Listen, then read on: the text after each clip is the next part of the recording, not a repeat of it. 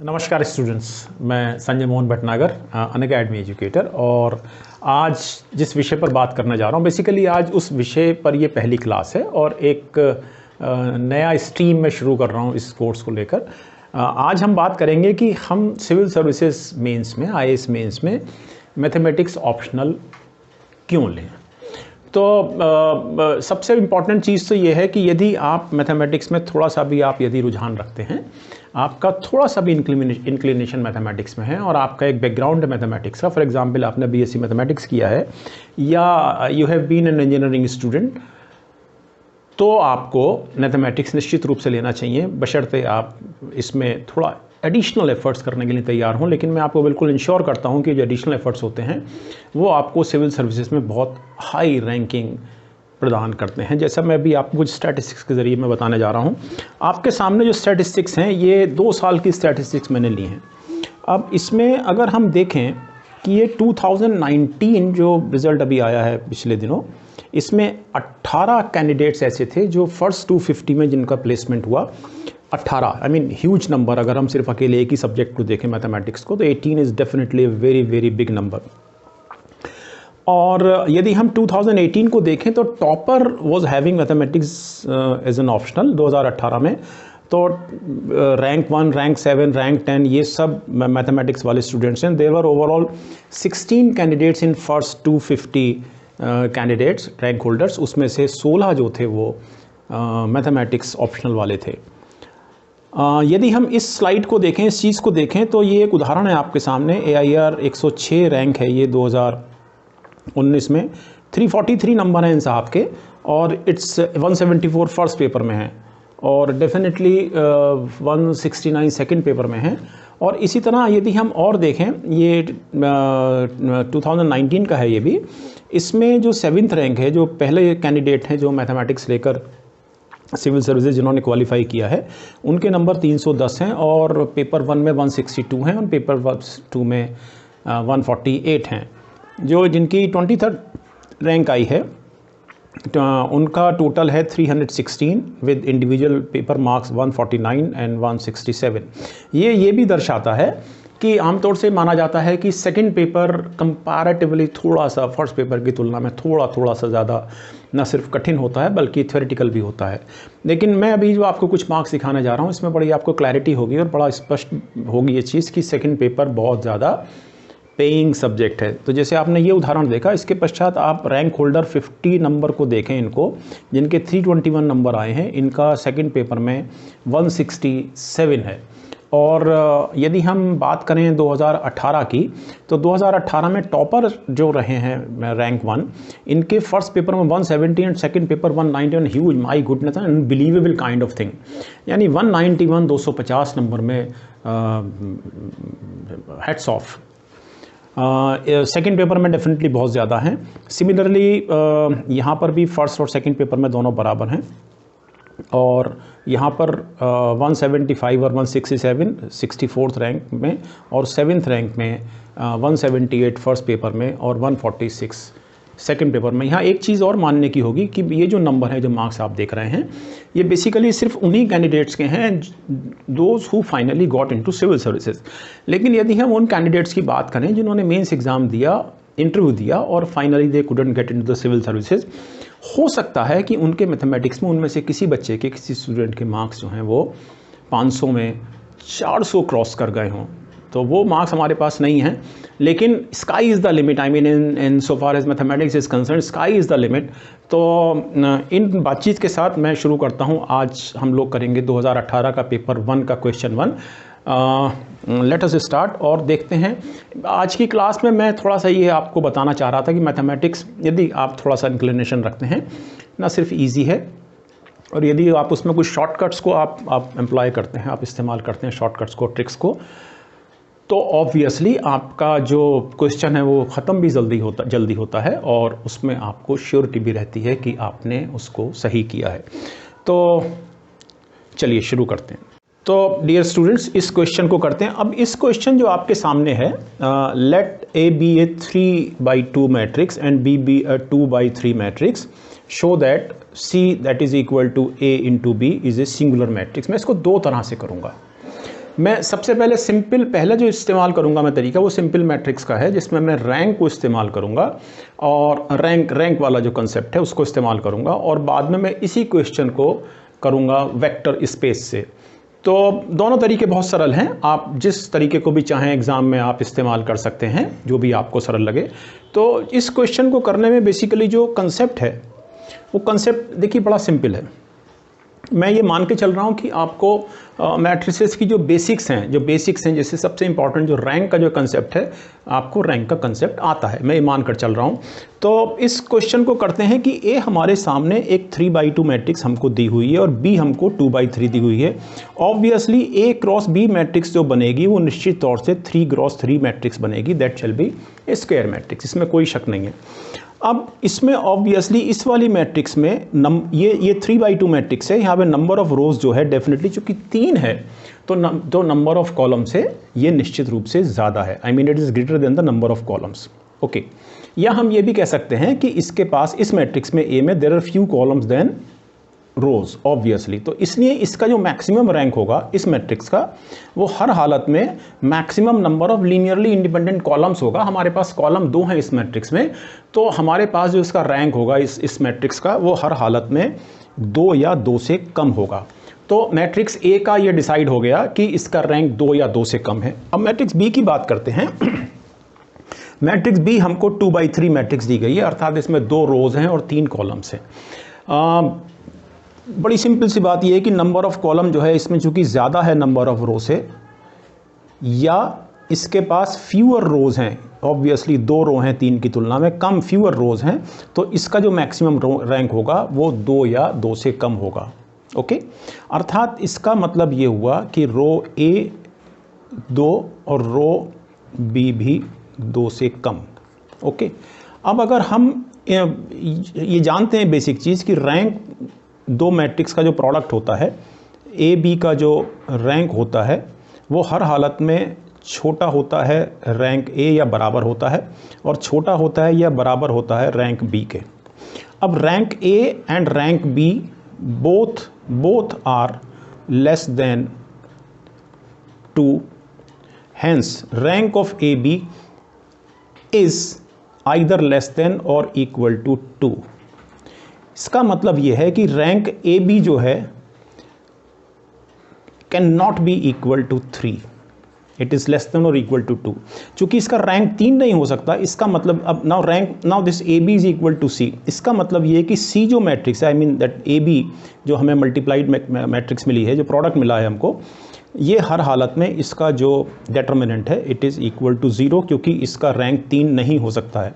चूंकि इसका डिटर्मिनेंट 0 है सी का, hence C is a singular matrix. तो इस तरह से आपने इसको प्रूव कर दिया, इसमें सिंपल एक रैंक का कंसेप्ट लगाया गया। अब इसी क्वेश्चन को मैं बहुत छोटे तरीके से एक वेक्टर स्पेस वाले कंसेप्ट से भी मैं क्लियर कर देता हूं कि अगर हम इस क्वेश्चन को वेक्टर स्पेस से करने के लिए आए, वेक्टर स्पेस क्या होता है, मैं मानकर अभी चल रहा हूं इस क्वेश्चन को कराने में कि आपको वेक्टर स्पेस का आइडिया है। हालांकि जब हम रेगुलरली इस क्लासेस को लेंगे यूट्यूब पर तो आपको निश्चित तौर से वेक्टर स्पेस में क्लियर करूंगा, लेकिन इस क्वेश्चन को सॉल्व करते समय मैं मान रहा हूं कि आपको वेक्टर स्पेस का आइडिया है। सेम चीज़ है, क्योंकि ए जो है वो 3/2 डायमेंशंस की है, ऑब्वियसली 3 रो हैं। अब जो वेक्टर स्पेस जनरेट होगा इन रोज से जो जनरेट होगा उसकी डायमेंशंस हर हालत में 3 या 3 से कम होंगी। अब ये निश्चित बात है कि ये जो ए बी जो मैट्रिक्स है इसका जो वेक्टर स्पेस है ये ऑब्वियसली इससे जनरेट होता है, इस रो से जनरेट हो रहा है, ठीक, क्योंकि ये सारी रोज ए बी की ये लीनियर कॉम्बिनेशन है ए के रोज की, ठीक। तो हर हालत में ये जो मैट्रिक्स ए बी है इसकी डायमेंशन 3 या 3 से कम होंगी। ओके, और इसी तरह से अगर हम दूसरी मैट्रिक्स देखें जहाँ पर मैट्रिक्स बी जो है वो 2/3 मैट्रिक्स है, on the similar pattern of the concept, यहाँ पर 2 रो हैं तो इसलिए वेक्टर स्पेस जो इसका जनरेट होगा इन रो से इसकी डायमेंशन हर हालत में 2 या 2 से कम होंगी। तो अगर हम इस मैट्रिक्स की बात करें तो इसकी जो इससे जो ए बी बना इसकी डायमेंशंस ऑब्वियसली लेस देन और इक्वल टू 3 हैं और यहाँ पर लेस देन और इक्वल टू 2 हैं इस वाले केस में।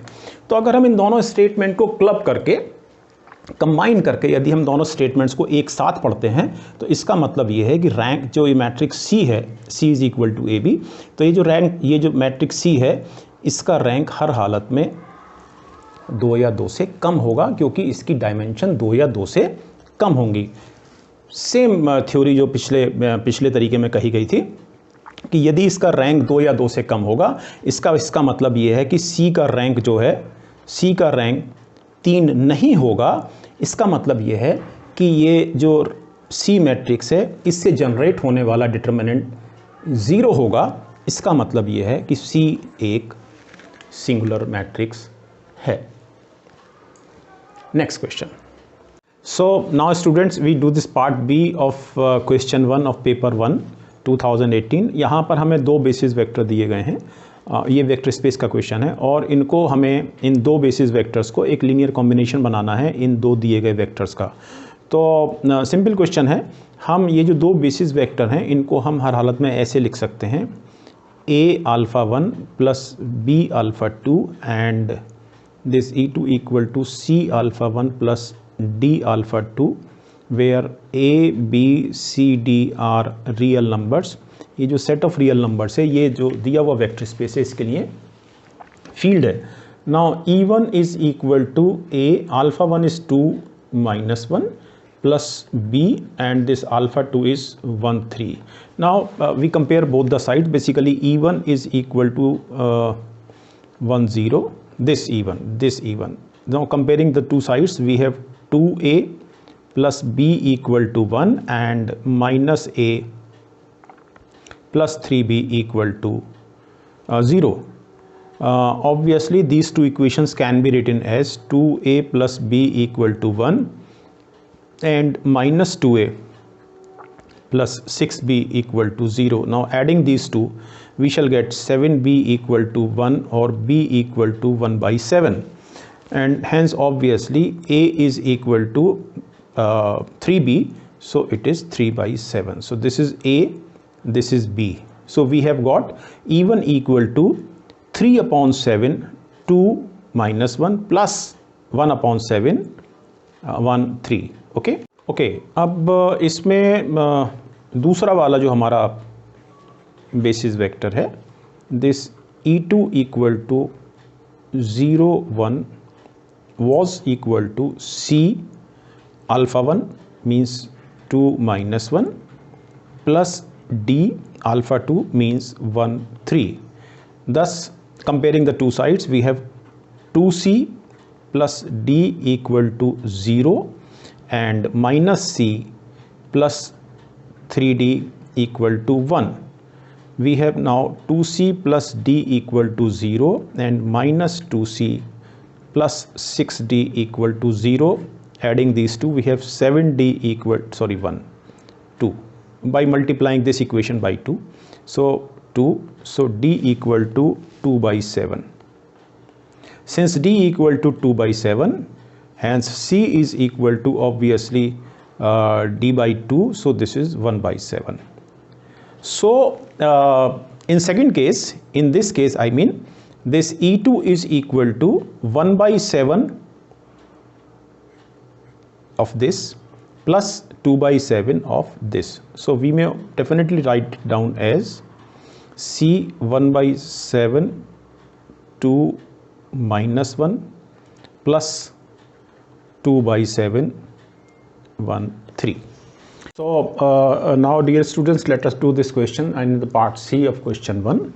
ये लिमिट का एक बहुत सिंपल सा क्वेश्चन है। इसमें सबसे पहले तो ये दिखाना है कि लिमिट एग्जिस्ट करती है नहीं करती है, and if it exist then we have to find out its value. अब यदि इसमें ये पार्ट ना होता कि लिमिट एग्जिस्ट करती है नहीं करती, अगर ये पार्ट ना होता then this question could have been solved by L hospital rule. लेकिन चूँकि इसमें पूछा गया है कि determine if this the given limit exist और नॉट, तो हम सबसे पहले इसको वर्कआउट करेंगे। अब इसको वर्कआउट करने का एक ही तरीका है, दैट इज़ वेरी सिंपल कि left hand limit is equal to right hand limit. Okay, so first we shall take left hand limit. For working out left hand limit we shall take z z equal to 1 minus h. Okay, hence 1 minus z is equal to h. Okay, अब ये जो expression दिया हुआ है ये expression हो जाएगा obviously limit h tends to 0. Now 1 minus z is equal to h and this is 10 pi by 2 into z, but z is 1 minus h. So this is limit h tends to 0 h. Now this is 10 pi by 2. एक line में इसके लिए extra लिख रहा हूँ समझाने के लिए. Pi by 2 minus pi by 2 h. Obviously 10 pi by 2 minus theta is equal to cot theta. So we have limit h tends to 0 h. Now 10 pi by 2 minus theta is obviously cot theta. So we have cot pi by 2h. This becomes limit h tends to 0 h cos pi by 2 into h upon sin pi by 2 into h. But here it is h only, so I shall multiply here by pi by 2 and divide and multiply by 2 by pi. Now with limit h tends to 0, but now because this is, since limit h tends to 0, limit pi by 2 h also tends to 0, so basically this is equal to 1. So we have the value of this limit, this left hand limit equal to pi by 2 into 1 into 1. It is 2 by pi. It is 2 by pi. Okay, so it is this 2 by pi into 1 equal to 2 by pi. So this is basically the left hand limit. Now for working out right hand limit, we shall take z equal to 1 plus h, hence 1 minus z equal to minus h. Now this expression becomes limit h tends to 0. Now 1 minus z is equal to minus h. 10 pi by 2 and z is obviously 1 plus h, so this is minus limit h tends to 0 h. Now 10 pi by 2 plus theta equal to minus cot theta, so it is minus cot pi by 2h. This is equal to this minus into minus equal to plus, so it is equal to limit h tends to 0 h cot pi by 2h. तो हमारे पास वही expression आ गया है जो हमारे पास पहले था, ये वाला एक्सप्रेशन, और इसकी वैल्यू हमने निकाली थी 2 by pi. Okay, then right hand limit and left hand limit both are equal to 2 by pi. Since both are equal, limit exist and it is equal to 2 by pi.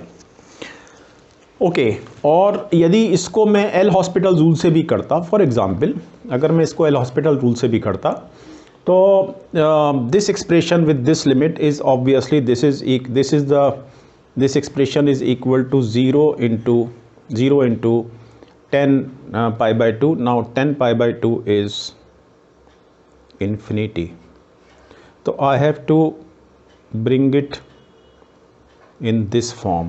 Okay, so what I shall do, I shall write it down something like this.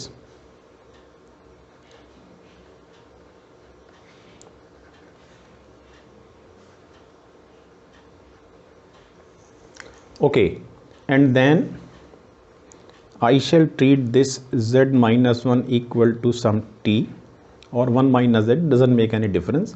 So it is limit t tends to 0 1 minus z, for example minus t upon cot pi by 2 z equal to t plus 1. It is again cot pi by 2 t plus cot pi by 2 plus cot pi by 2. This is equal to minus 10 pi by 2.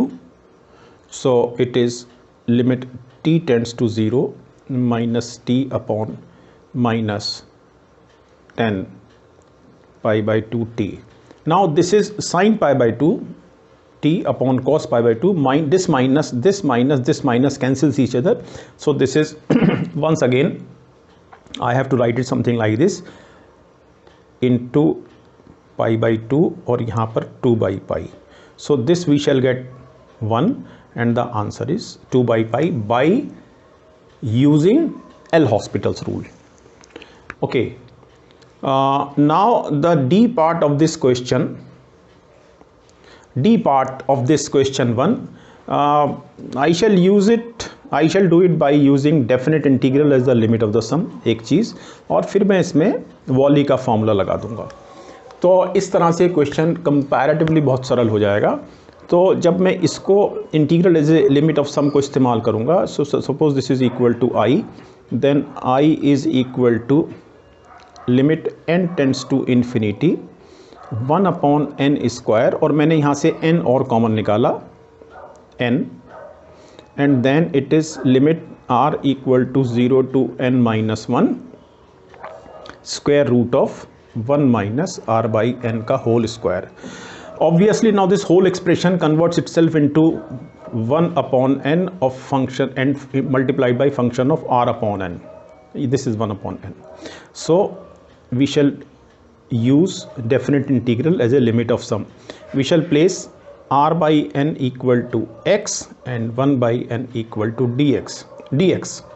So when r by n is equal to x, when r is equal to 0, obviously x is 0. When this r is equal to 0, x is equal to 0. When r is equal to n minus 1, so this is n minus 1 upon n, this is 1 minus 1 upon n, but because of this limit 1 minus n is equal to 0, so basically its limiting value is 1, so this is then integration from 0 to 1, and this becomes 1 minus x square dx. Now this is 1 minus x square dx. I shall put x equal to sine theta, obviously dx equal to cos theta d theta, then I is equal to obviously 0 to pi by 2 cos theta into this cos theta, is cos square theta. Now using this Wallis formula, its value is 1 by 2 into pi by 2, so pi by 4. So that was rather a very simple question. मैंने इसको जो इस question को solve किया, definite integral as the limit of the sum का जो tool था उसको इस्तेमाल किया, और बाद में वालिस का फॉर्मूला मैंने इसमें लगा दिया। अब आखिरी क्वेश्चन हमारा रह गया है क्वेश्चन 1 का, the last part, that is E part. ये 3 डायमेंशनल ज्योमेट्री का क्वेश्चन है और इसको अब हम करते हैं। ये स्ट्रेट लाइन दी हुई है और इस स्ट्रेट लाइन पर हमको इस स्ट्रेट लाइन का इस प्लेन पर प्रोजेक्शन चाहिए। अब एक सिंपल चीज़ हमको पहले चेक करनी है कि ये लाइन क्या गिवन प्लेन के पैरेलल या परपेंडिकुलर तो नहीं है। अगर परपेंडिकुलर है तो प्रोजेक्शन इज 0, अगर पैरेलल है देयर इज नो प्रोजेक्शन। तो बड़ी सिंपल है इसको चेक करना कि लाइन के जो डी आर्स हैं वो 2, 3 और -1 है। और अगर हम बात करें प्लेन की, तो प्लेन के नॉर्मल्स के डी आर 1, 1 और 2 हैं, तो ऑब्वियसली 1 गुणा 2 प्लस 1 गुणा 3 प्लस 2 गुणा -1, it is equal to 2 plus 3 minus 2, 2 plus 3 minus 2, so it is not equal to 0। तो इसलिए ये पैरेलल नहीं है। जो गिवन लाइन है, ये जो गिवन लाइन है, it is not parallel to this plane. और ऑब्वियसली ये जो डी आर हैं नॉर्मल के 1, 1, 2 हैं और यहाँ डी आर हैं 2, 3, 1, तो 2, 3 -1, तो ये परपेंडिकुलर भी नहीं है। ओके, अब हम अपना मेन क्वेश्चन शुरू करते हैं और इसमें just a minute. Okay,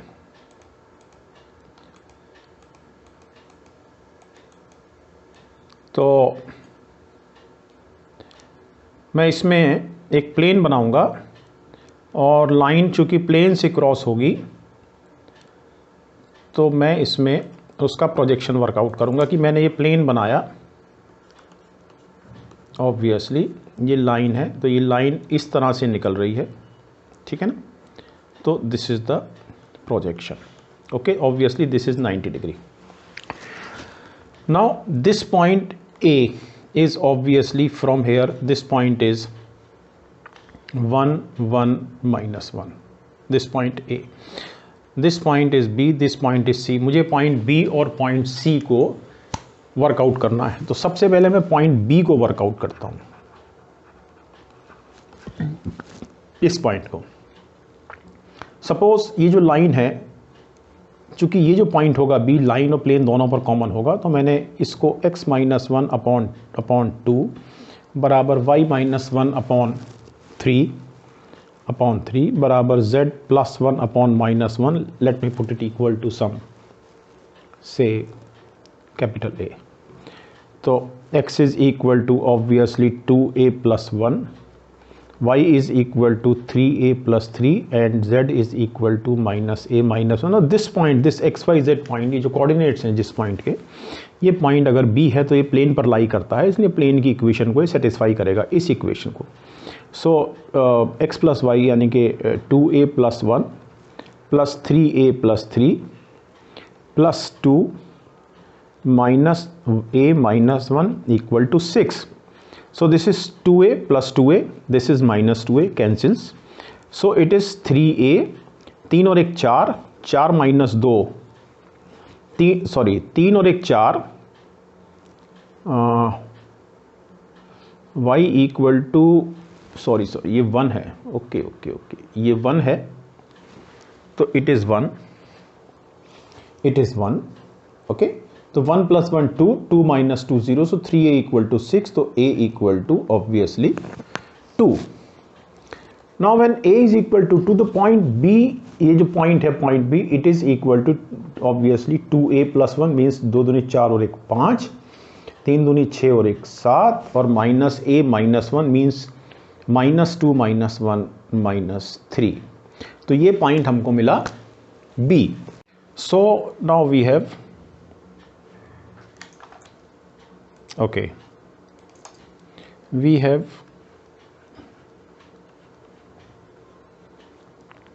this A, this B, this C, this is 5 7 3 and this is 2 2 1। obviously the line, this line BC, that is the projection equation of line BC, obviously x minus 5 upon 5 minus 2, y minus 7 upon 7 minus 2, z minus 3 minus 3 minus 5 7 3, 5 7 minus 3 the sorry point, so it is z plus 3 and minus 3 minus 1, so the line is x minus 5 upon 3 equal to y minus 7 upon 5 equal to z plus 3 upon minus 4. This is the line of projection, one thing. And now the difference between, I mean the difference between B and C, that is the distance BC, shall be equal to square root of 5 minus 2 का whole square means this का whole square यानी 9 इसका whole square, 7 minus 2 means 5 का whole square plus minus 4 का whole square 16 means under root 50 means 5 root 2. So 5 root 2 shall be the length of projection. Now we end up here. यहाँ पर अभी तक हमने आज, ये पहला सेशन था आज, सिविल सर्विसेज 2018 का मैथमेटिक्स ऑप्शनल का मीन्स का पहले पेपर का पहला क्वेश्चन किया है, जिसमें 5 पार्ट थे, वो पांचों पार्ट हमने किए हैं और इसको कंटिन्यूड रखेंगे। और आने वाले दिनों में पेपर 18 के 2018 के पेपर 1 के पार्ट ए के बाकी सारे क्वेश्चंस भी करेंगे। आई मीन जो बाकी जो 3 क्वेश्चंस और रह गए हैं, हर पार्ट में 4-4 क्वेश्चंस हैं, तो जो बाकी 3 क्वेश्चंस रह गए हैं पहले उनको करेंगे, फिर पार्ट बी पर जाएंगे। तो thank you very much students, नमस्कार।